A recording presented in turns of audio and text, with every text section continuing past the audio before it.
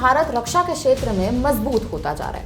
भारतीय सेना सशक्त हो रही है और वहीं और भी ज्यादा सक्षम बनने की राह पर बखूबी चल रही है। लेकिन अब उसी भारतीय सेना के लिए भारत अब एक बड़ा कदम उठाने जा रहा है।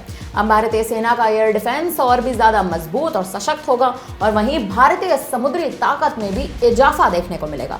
जी हाँ, ये सभी कदम भारतीय सेना के लिए उठाए जा रहे हैं, जिसके तहत अब भारत तमाम रक्षा उपकरण खरीदने की तैयारी कर रहा है। इनमें नई anti tank mines, heavy weight torpedoes, multi mission maritime aircraft और air defence tactical control radar शामिल है और इन सभी तमाम रक्षा उपकरणों का बजट कुल 84,560 करोड़ बताया गया है।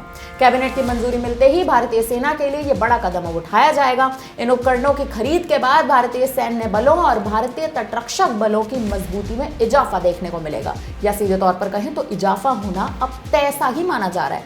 केंद्र सरकार की आत्मनिर्भर भारत की मुहिम के तहत भारतीय विक्रेताओं से खरीदने पर जोर दिया गया है। इन उपकरणों में रक्षा टेक्नोलॉजी से संबंधित कई अलग अलग उपकरण शामिल हैं, जिसमें भूकंपीय सेंसर और रिमोट डीएक्टिवेशन जैसी सुविधाएं भी शामिल हैं।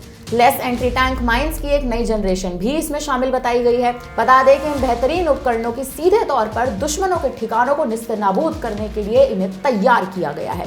भारतीय सेना में बन रहे एक नए टैक्टिकल कंट्रोल रेडार से भारतीय एयर डिफेंस सिस्टम को मजबूती मिलेगी।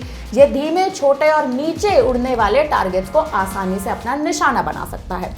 केवल एयर डिफेंस में ही नहीं बल्कि अब समुद्र में भी सुरक्षा के इंतजाम किए जा रहे हैं, या कहें कि नए उपकरण बनाए जा रहे हैं, जिसके लिए भारतीय नौसेना और भारतीय तटरक्षक बल की मजबूती पर भी जोर दिया गया है। इसके लिए मध्यम दूरी में समुद्री टोही और मल्टी मिशन समुद्री विमान खरीदे जाएंगे। पानी के अंदर टारगेट को निशाना बनाने और उसे खत्म करने के लिए एक्टिव टोर्ड एरोसोनार और भारी वजन वाले टॉर्पीडो को लाए जाने की उम्मीद है। इन हथियारों से समुद्र में हमला करने वाले दुश्मनों के ठिकानों पर सीधा हमला करने की क्षमता में इजाफा होगा।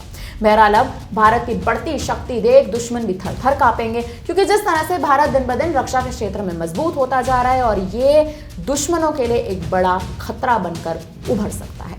फिलहाल अब इस खबर पर और जिस तरह से नए उपकरण की मंजूरी कैबिनेट से मिल गई है, इस पर आप क्या कहेंगे? हमें कमेंट करके अपनी राय जरूर दीजिएगा। धन्यवाद। वीके न्यूज, राष्ट्र के नाम।